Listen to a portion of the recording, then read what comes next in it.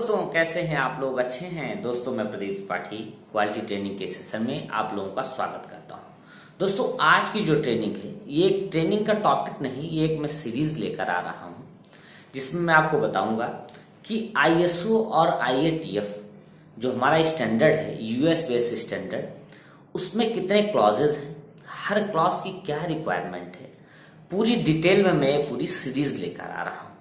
और उम्मीद है कि मुझे आप लोगों को ये सीरीज बहुत पसंद आएगी दोस्तों। तो दोस्तों अगर मैं बात करता हूं आईएसओ और आईएटीएफ की, तो आईएसओ का फुल फॉर्म क्या है? International organisation for standardisation.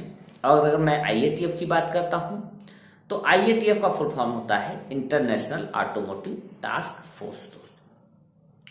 अब आईएसओ की अगर मैं बात करता हूं तो आईएसओ को हम कहते हैं QMS यानी कि क्वालिटी मैनेजमेंट सिस्टम। अगर हम आईएटीएफ की बात करते हैं तो आईएटीएफ को हम कहते हैं AQMS यानी कि ऑटोमोटिव क्वालिटी मैनेजमेंट सिस्टम। अब अगर मैं बात करता हूं कि आईएसओ को कौन सी कंपनी ले सकती है और आईएटीएफ को कौन सी कंपनियां ले सकती हैं, तो अगर मैं आईएसओ की बात करता हूं तो any company can take ISO as per their product and services, यानी कि जैसे आपके प्रोडक्ट या सर्विस की रिक्वायरमेंट है उस बिहाफ पर आप आईएसओ को आसानी से ले सकते हैं दोस्तों।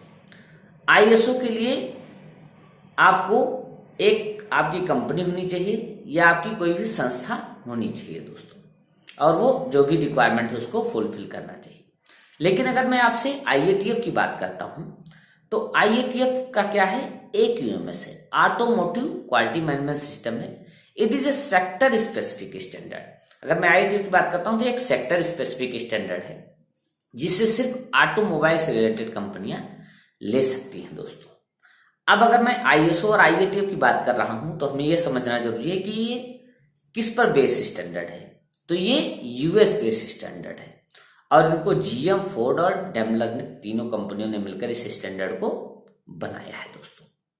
अब मैं बात करता हूं कि जो हमारा यूएस बेस स्टैंडर्ड है यानी कि आईएटीएफ जो या आईएसओ है, तो जैसा हमने पहले समझा कि आईएसओ को कोई भी कंपनी ले सकती है और आईएटीएफ जो सेक्टर स्पेसिफिक स्टैंडर्ड है, तो हम समझते हैं कि आईएटीएफ को कौन कौन कंपनियां ले सकती है।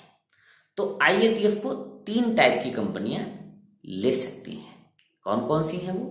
पहली है एनी ऑटोमोटिव ओईएम। कोई भी ऑटोमोटिव ओईएम हमारी आईएटीएफ को ले सकती है। बट ऑटोमोटिव एक वर्ड यूज हुआ है, तो ऑटोमोटिव का मतलब क्या है? On road vehicle. ऐसी कोई भी व्हीकल जो ऑन रोड चलती है, दैट इज ऑटोमोटिव। अब कौन कौन सी है ऑटोमोटिव? तो any 2 wheeler, 3 wheeler, 4 wheeler, LCB और एचसीबी, ये सारी जो व्हीकल्स हैं ये हमारी ऑन रोड व्हीकल में आती है दोस्तों। साथ ही साथ मैं आपको बताना चाहूंगा कि ट्रैक्टर और जेसीबी जो हैं ये हमारी ऑन रोड व्हीकल नहीं है दोस्तों, यानी कि ट्रैक्टर और जेसीबी हमारा आईएटीएफ को नहीं ले सकती हैं। अब जैसा मैंने बताया कि आईएसओ और आईएटीएफ यूएस बेस्ड स्टैंडर्ड है, तो ये जरूरी नहीं है कि जो जर्मन बेस्ड कंपनियां हैं लाइक ऑडी, वॉक्सवैगन, ये भी हमारे यूएस बेस्ड स्टैंडर्ड को फॉलो करें। ये जर्मन बेस्ड स्टैंडर्ड को फॉलो करती हैं। जो इंडिया का सबसे या वर्ल्ड का सबसे टॉप क्लास का स्टैंडर्ड है VDA 6.3, वर्वेंडर ऑटोमोबाइल इंडस्ट्रीज, ये VDA का फुल फॉर्म है। अब जो VDA है हमारा वो ओवर एंड अबव है आईएसओ और आईएटीएफ से। साथ ही साथ मैं एक पॉइंट और आपको बताना चाहूंगा कि अगर हम आईएटीएफ को पढ़ते हैं यानी कि आईएटीएफ की रिक्वायरमेंट को मीट करते हैं, तो हम आईएसओ की रिक्वायरमेंट को बाय डिफॉल्ट ही मीट कर जाते हैं। यानी कि अगर हम आईएटीएफ को पढ़ते हैं तो जो हमारी आईएसओ की रिक्वायरमेंट है वो ऑटोमेटिक फुलफिल हो जाएगी दोस्तों। वैसे ही अगर हम वीडीए को पढ़ते हैं या वीडीए को हम समझना चाहते हैं तो हमको आईएसओ और आईएटीएफ को पहले समझना होगा दोस्तों। तो अभी हमने क्या क्या सीखा?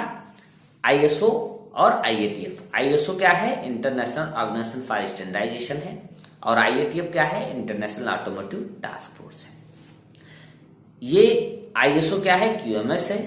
आईएटीएफ क्या है? AQMS है दोस्तों। कोई भी कंपनी आईएसओ ले सकती है और आईएटीएफ को ऑटोमोबाइल से रिलेटेड कंपनियां ले सकती हैं। और ऑटोमोबाइल में कौन सी 3 कंपनियां मैं आपको बताने जा रहा था।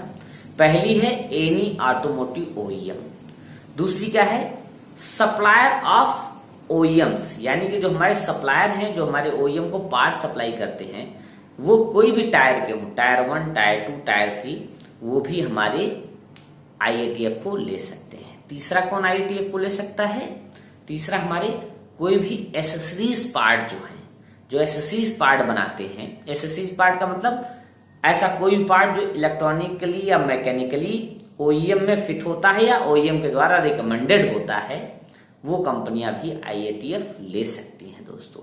आफ्टर मार्केट की कंपनी आईएटीएफ को नहीं ले सकती है।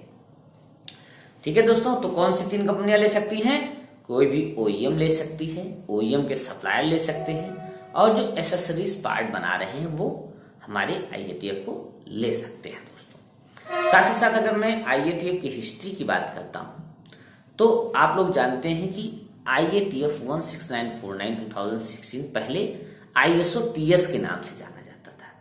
तो जिसका पहला एडिशन है वो 1999 को पहला एडिशन आया दोस्तों। सेकंड एडिशन जो आया वो हमारा 2002 में आया दोस्तों। थर्ड एडिशन 2009 में आया दोस्तों। और जो हमारा फोर्थ एडिशन आया है, यानी कि फोर्थ एडिशन मतलब जो थर्ड एडिशन को रिप्लेस करता है, फोर्थ एडिशन नहीं बोलेंगे उसको हम, वो हमारा आईएटीएफ का फर्स्ट एडिशन है, वो 1 अक्टूबर 2016 को आया दोस्तों। तो जो आज की डेट में आईएटीएफ 16949 2016 है वो फर्स्ट एडिशन है दोस्तों।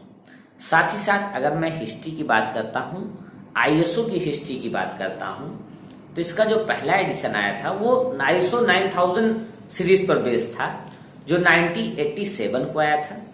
सेकंड की बात करता हूं तो 1994 में आया था। अगर मैं थर्ड की बात करता हूं तो 2000 में आया था दोस्तों। अगर मैं फोर्थ एडिशन की बात करता हूं तो 2008 में आया था। साथ ही साथ जो हमारा सेकंड एडिशन था उसमें 20 क्लॉजेस हुआ करते थे। जो फोर्थ एडिशन आया उसमें हमारे 8 क्लॉजेस थे। और जो हमारा फिफ्थ एडिशन अभी 15 सितंबर 2015 को आया, जो अभी लेटेस्ट चल रहा है, उसमें 10 क्लॉजेस हैं दोस्तों। तो दोस्तों आज की ट्रेनिंग में मैंने आपको बताया कि आईएटीएफ क्या है, आईएसओ क्या है, पूरी डिटेल मैंने आपको बताई। अब जो नेक्स्ट आएगा वीडियो जिसमें मैं आपको गोल ऑफ आईएटीएफ बताऊंगा दोस्तों, और साथ ही साथ मैं आपको हाई लेवल स्ट्रक्चर के बारे में भी बताऊंगा दोस्तों। तो दोस्तों आज की ट्रेनिंग आपको कैसी लगी आप अपने कमेंट्स बॉक्स में लिखकर जरूर बताएं। थैंक यू दोस्तों।